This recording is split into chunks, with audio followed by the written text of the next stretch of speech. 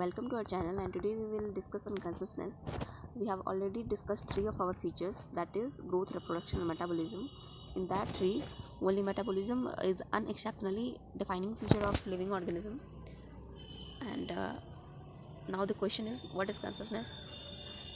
The term given in your NCERT is, it is practically complicated and most obvious feature of living organism. It is most obvious feature and technically complicated. अगर खुद की भाषा में हम जवाब देना चाहें तो क्या दे सकते हैं? It is sensing and responding mechanism. कैसे sensing and responding mechanism? Here this is body and stimulus came to body and body sense this stimulus and respond on this. तो बॉडी ने पहले सेंस किया स्टिमुलस को, फिर respond किया. तो इस तरह से हम कह सकते हैं कि it is sensing and responding mechanism. Next point is small organism और even prokaryotes can also respond. तो ये याद रखना है कि स्मॉल ऑर्गेनिज्म है तो इसका मतलब ये नहीं कि वो रिस्पॉन्ड नहीं करेगा. कंसियसनेस उसमें भी होगा, प्रोकैरियोट्स में भी इवन होगा, दैट विल आल्सो रिस्पॉन्ड. तो प्लांट्स तो ऑब्वियसली करेंगे ना. तो नेक्स्ट पॉइंट है, plants are aware about their surrounding, respond to temperature, light, water, pollutants and living things. तो इन सब के प्रति हमारे प्लांट्स अवेयर होते हैं. उन्हें जिस तरह से टेम्परेचर मिलता है उस तरह से उनका ग्रोथ वगैरह जो है, मेटाबॉलिज्म ग्रोथ उस तरह से होता है. उनमें लाइट से भी अफेक्टेड होते हैं, वाटर से भी अफेक्टेड होते हैं. देखते हैं ना कितने कुछ प्लांट्स वाटर में वाटर उनको ज़रूरत होती है. प्लांट्स को तो हम वाटर देते हैं ना. तो इस तरह से कुछ प्लांट ज़ेरोफाइटिक होते हैं, कुछ मेसोफाइटिक होते हैं. इस तरह से पानी कम ज़्यादा सब तरह के प्लांट होते हैं. तो इनका कहने का मतलब इतना ही है, इन सब चीज़ों से उन्हें अफेक्ट होता है, वो इन सब चीज़ों के प्रति रिस्पॉन्ड करते हैं. Next point is photo period affects reproduction and seasonal breeders. तो सीजनल ब्रीडर तो समझते हैं ना. सीजनल ब्रीडर वो हुए जो अपने रिप्रोडक्टिव फेज, उनका जो रिप्रोडक्टिव फेज स्टार्ट हुआ, वेजिटेटिव फेज या फिर जुवेनाइल फेज ख़त्म होने के बाद रिप्रोडक्टिव फेज स्टार्ट होता है, ये आपको पता होना चाहिए. उसके बाद रिप्रोडक्टिव फेज के बाद सबसेक्वेंट फेज आता है. तो जब उनका रिप्रोडक्टिव फेज चल रहा होता है, उस रिप्रोडक्टिव फेज में अपने फेवरेबल सीजन में वो सीजनली ब्रीड करते हैं, तो उन्हें हम सीजनल ब्रीडर कहते हैं. अब फोटो पीरियड क्या हुआ? तो फोटो पीरियड डे का 24 घंटा अगर एक दिन होता है तो उस दिन में कितने नंबर ऑफ़ आवर्स डे को मिले, लाइट वाले पीरियड को, दिन को कितने आवर्स मिले, कितना टाइम दिन में गया. आप देखते होंगे गर्मी के मंथ में जब होती है तो डे लेंथ ज़्यादा होता है और ठंडी में डे लेंथ कम हो जाता है.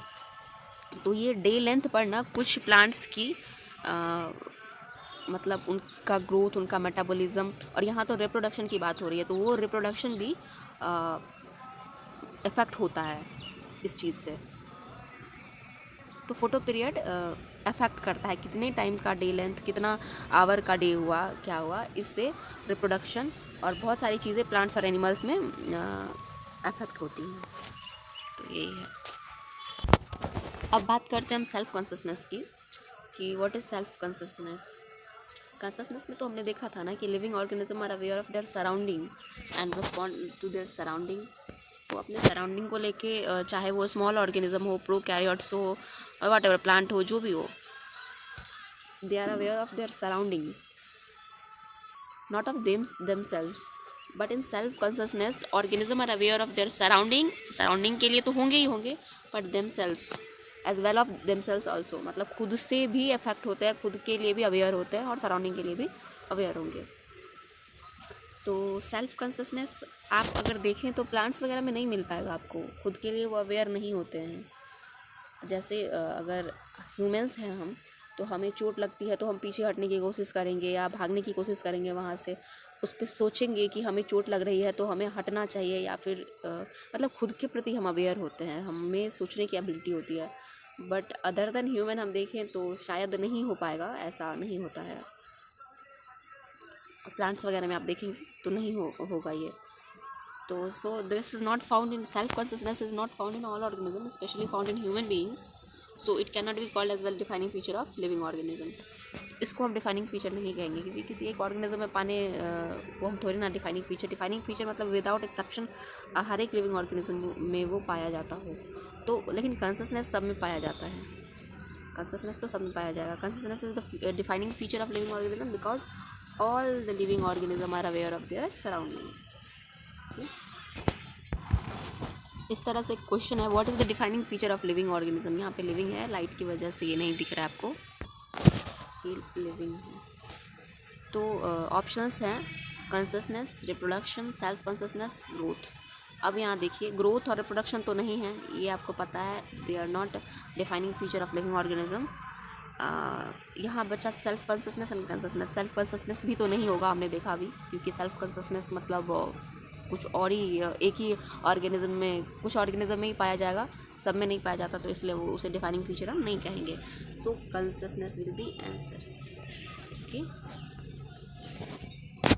अब हम आते हैं कोमा के बारे में, ब्रेन डेड के बारे में।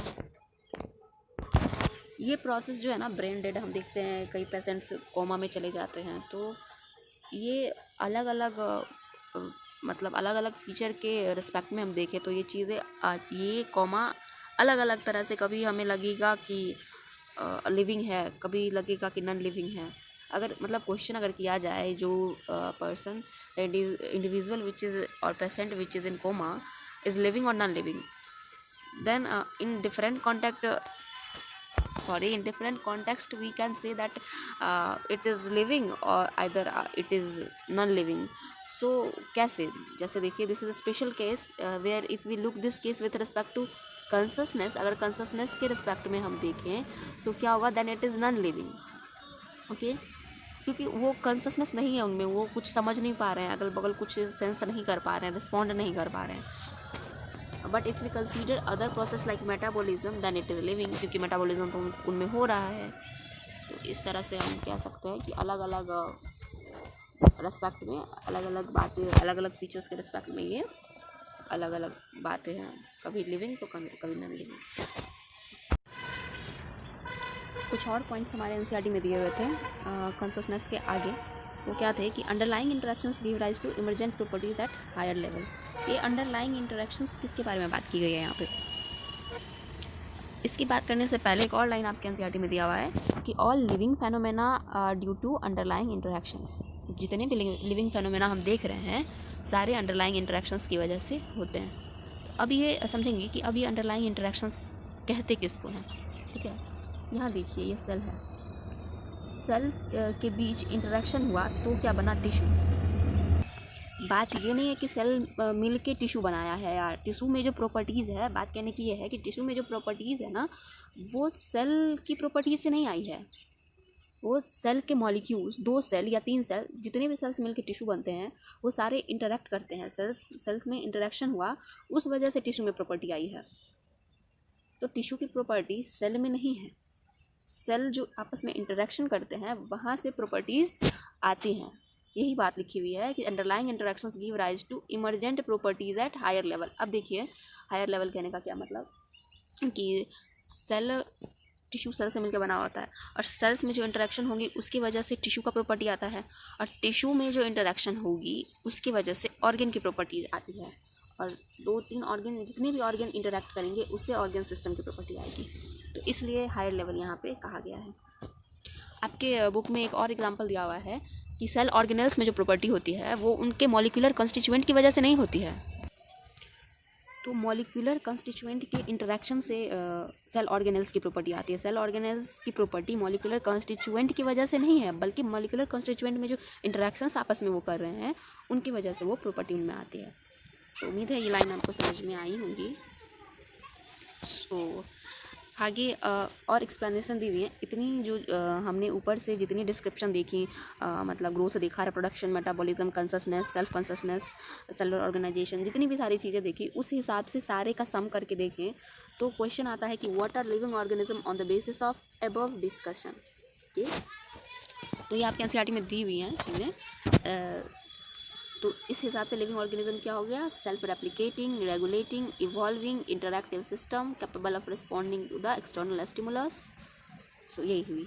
इतनी चीज़ें लिविंग ऑर्गेनिज्म में हैं तो वो उसे हम लिविंग कह सकते हैं, ठीक है।